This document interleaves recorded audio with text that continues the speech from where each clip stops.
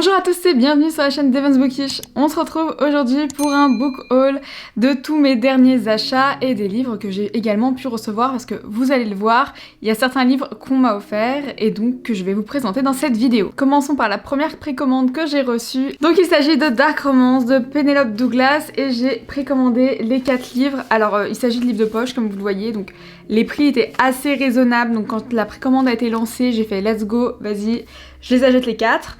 Il y en a plusieurs que j'ai reçus abîmés, donc ça je suis un petit peu dégoûtée, mais bon, on va dire que c'est le jeu. Bref, donc nous avons le premier qui est Dark Romance, #incorrupt, donc je pense que c'est le tome incorrupt, mais c'est assez bizarre parce que vous allez le voir que chaque couverture a un autre titre, donc bon. Le tome 2 c'est Dark Desire, si je le fais vraiment. Le tome 2, donc #2 Hideaway. Vous voyez, je ne comprends pas comment sont classés ces livres, mais bon, il y a #2, donc pour moi c'est le tome 2. Ensuite nous avons Dark Obsessions, le #3 Kill Switch. Et enfin, My Dark Scene, #4 Nightfall. Ce sont des romans qui me faisaient vraiment très envie, puisque je pense que vous l'avez compris, mais je suis une grande férue de romance. J'aime beaucoup aussi les dark romances, même si j'en lis assez peu depuis quelques années. J'en ai lu beaucoup auparavant, mais c'est vrai que depuis 1 ou 2 ans, j'en lis beaucoup moins. Mais Penelope Douglas, c'est une valeur sûre, les livres me plaisaient, les couvertures me plaisaient, les résumés me faisaient envie, donc je me suis dit pourquoi pas craquer, surtout que je vais assister à un événement au mois d'avril 2024 où l'auteur sera présente, donc je pourrais les faire dédicacer, ça m'a aidé à craquer, on va pas se le gâcher. Passons au résumé du tome 1. Michael Quist a un nom qui fait frissonner chaque fille de notre petite communauté privilégiée de la côte Est. Moi comme les autres. Sauf que moi, ce n'est pas sa beauté à couper le souffle ou le fait qu'il soit riche et adulé qui me fascine, non. Enfin, pas seulement. Non, moi, c'est la noirceur que je devine sous sa carapace dorée, la violence dans son regard noisette, son mépris pour les règles, les lois, la morale, ce miroir permanent de tout ce qui est noir et sombre au fond de moi. En 19 ans, Michael ne m'a jamais jeté un regard. Mais le jour où il s'intéresse à moi, je ne sais pas si je dois être excitée ou terrifiée. Celui m'a attiré, je sais pas. Franchement, je sais pas, le résumé me plaisait. L'autrice est une valeur sûre, donc je suis pratiquement sûre de passer un bon moment. J'ai hâte de pouvoir les découvrir, puisque si j'ai bien tout suivi, donc chaque livre est sur un autre personnage, sur un autre couple, donc on peut les lire, je pense, indépendamment les uns des autres, mais je vais quand même les lire dans le bon ordre. 1, 2, 3 et 4, ça paraît logique, puisque j'ai les 4. Donc pourquoi se priver ? J'espère que je vais aimer, j'espère que ça sera une bonne dark romance comme je les aime. On verra, vous aurez mon avis de toute façon dans une prochaine vidéo. Lorsque j'ai précommandé ces 3 livres, il y avait une campagne de précommande également lancée par la maison d'édition, donc HarperCollins. Et j'ai donc reçu des illustrations et des marque-pages. Alors j'ai pas précommandé les livres pour les illustrations et les marque-pages, clairement pas. C'est des livres qui me faisaient envie et que j'avais envie de me précommander. Je sais que je les aurais achetés pour l'événement où je rencontrerai l'auteur, donc j'en ai profité. Et il y avait une campagne de précommande, donc j'ai participé. Alors, je vous montre ces belles petites illustrations. Alors, on a en premier celle-ci. Ensuite, on a celle-ci. Celle-ci. Hop. Et celle-ci. Voilà. Donc, je les trouve vraiment, vraiment très jolies. J'allais vous dire que je ne savais pas à quel couple ça allait correspondre. Mais en fait, au dos, on a dans quel livre les retrouver. Donc, vous voyez, dans le premier tome, ce sera ceci. Ces deux-là que je vais retrouver. Bon, j'ai hâte de lire ces romans. Cet été, on m'a offert donc plusieurs romans comme je vous l'ai dit. Et le premier que je vais vous présenter dans cette vidéo, c'est Famille de menteurs de E. Lockhart, donc qui est le préquel de Nous les menteurs. Alors c'est Emma qui m'a offert ce livre. Emma, si tu passes par là, merci beaucoup. Donc dans ce roman, nous suivons les aventures des Sinclair et la façon dont ils ont l'habitude de se cacher derrière des mensonges pour ne pas révéler leurs secrets. Donc comme je l'ai dit, il s'agit d'un préquel de Nous les menteurs que j'ai lu l'année dernière ou cette année, en début d'année peut-être, j'ai un doute, que j'avais beaucoup aimé, qui était dans ma pile à lire depuis très longtemps.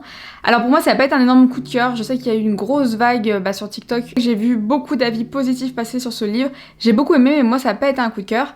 Pour autant j'ai hâte de lire ce préquel parce que j'en ai entendu aussi beaucoup de bien et que le tome 1 a tout de même été une bonne lecture pour moi, donc j'ai hâte de découvrir les Sinclair et leur part sombre, la part sombre qu'ils ont en eux. Cet été je suis partie en vacances accompagnée de 2 amis, donc Emma de la chaîne La Bouquinade et Elise et Katerina's World. Je vous mettrai pareil sa chaîne en description. Et pour ces vacances, nous avions décidé de faire une lecture commune toutes les trois, donc de se choisir un roman et de le lire en même temps pendant notre semaine de vacances ensemble. On a eu énormément de mal à se mettre d'accord. Si vous avez vu passer nos stories, vous aurez vu qu'on a mis des sondages pour trouver le livre qu'on allait lire et ensuite on s'est mis d'accord.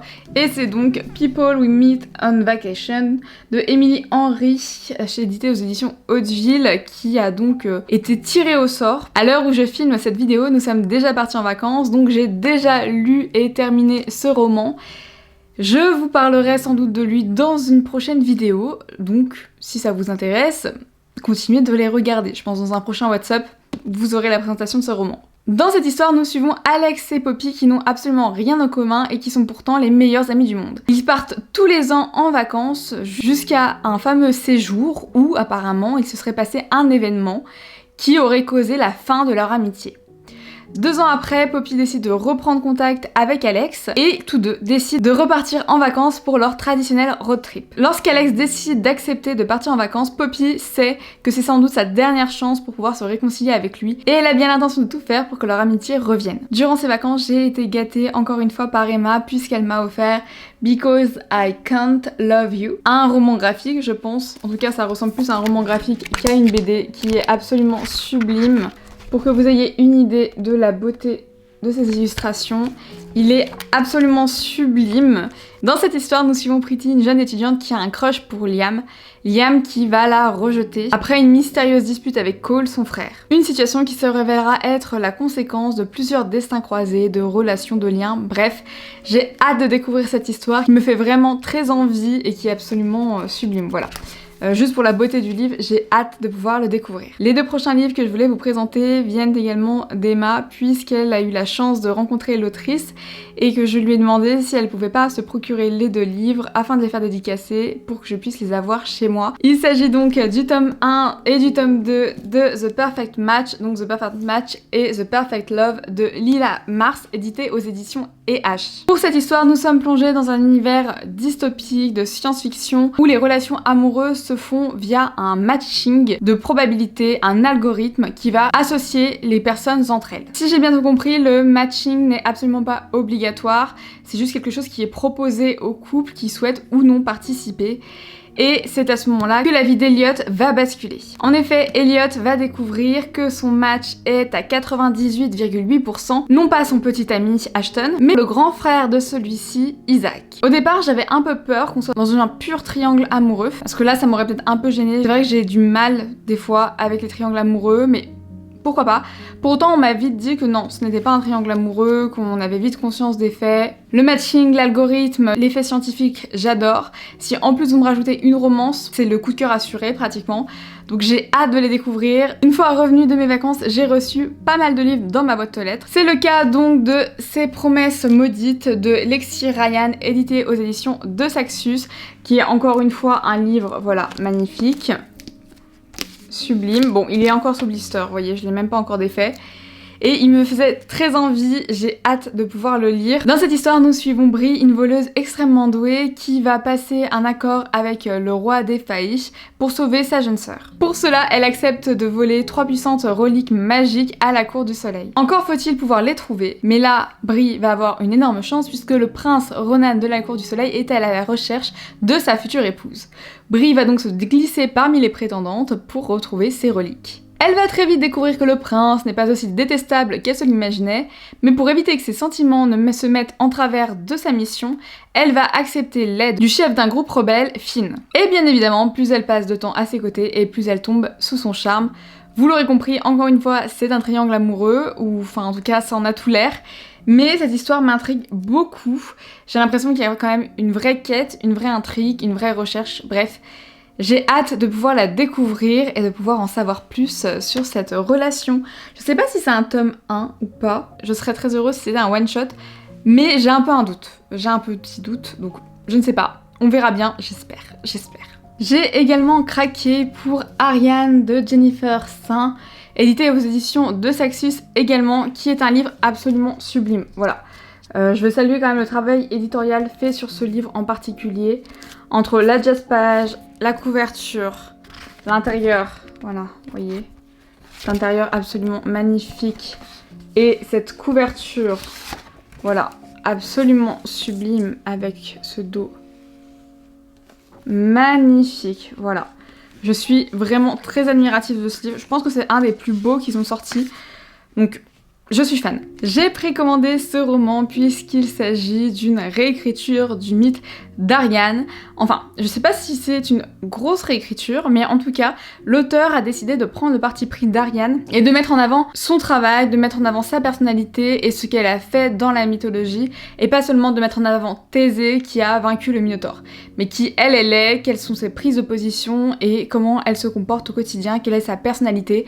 Bref, l'auteur a décidé de nous présenter Ariane, et c'est quelque chose que j'apprécie, le fait qu'on mette des femmes en avant, qu'on essaie de mettre des personnages féminins en avant, de mettre en avant également des personnages historiques féminins, même si forcément c'est une réécriture, c'est un mythe à l'origine, donc de toute façon on n'a pas de fait avéré sur sa personnalité ou sur qui elle est. En tout cas, j'ai hâte de découvrir cette histoire puisque je pense qu'elle s'avérera passionnante. Dernier livre à vous présenter pour ce monstrueux book haul qui était vraiment énorme. Il s'agit de My Dear Fucking Prince, donc de Casey McKiston, édité aux éditions Lumen, qui a été adapté récemment sur Prime Video en film. Je ne savais pas trop si j'allais craquer pour ce livre, j'avais entendu énormément de bien sur le brochet quand il était sorti, mais j'avoue que je lis peu de romances homosexuelles, j'en ai lu, mais vraiment c'est pas mon genre de romance de prédilection. Pour autant, ça ne me dérange pas d'en lire, et pour autant j'avais passé par exemple un très bon moment avec Heartstopper. Je pense que ce livre est dans la même vibe, à savoir une romance toute douce et très sympathique. Bref, je n'ai pas vu l'adaptation puisque j'attends de lire ce livre pour pouvoir regarder ensuite l'adaptation. Mais en tout cas, je suis absolument fan de cette édition absolument sublime du livre. Je regrette pas du tout de l'avoir acheté, d'avoir craqué et de l'avoir précommandé. Parce que alors là, on a un travail qui a été fait absolument magnifique. Voilà. Il est encore une fois sublime. De toute façon, je vous ai présenté que de très beaux livres dans cette vidéo, ou presque. Mais celui-ci est vraiment magnifique, vous voyez, avec, hop, voilà, ces enluminures, hop, ce doré, c'est pas du doré, c'est dorure, mais vous avez compris, il est vraiment sublime, je suis fan de cette édition, je regrette pas du tout de l'avoir acheté, et même si j'aime pas, je ne regretterai pas de l'avoir acheté, donc bon, c'est déjà ça. Le résumé me fait envie. Je me dis pourquoi pas, je pense que j'ai passé un très bon moment à le lire, donc j'ai hâte de pouvoir me plonger dedans. Donc dans cette histoire, nous suivons Alex qui est le fils de la présidente des États-Unis et Henry qui est le prince héritier d'Angleterre et qui se détestent. Voilà, c'est un enemies to lovers. Donc pour pallier à leur prise de bec constante, les deux familles décident de s'allier et de s'unir pour faire face à la mauvaise publicité finalement que leur offrent leurs deux enfants. Ils décident donc de contraindre Alex et Henry à passer des moments ensemble sous l'œil des caméras et des journalistes afin de montrer leur bonne entente et leur amitié, bref, afin de faire taire les rumeurs. Sauf que, vous l'aurez compris, ils vont petit à petit se rapprocher et il semblerait qu'il va se passer d'autres choses entre eux et que de nouveaux sentiments vont naître, voilà. Et j'adore faire ça, comme ça j'ai pas besoin d'expliciter, mais vous avez la réponse.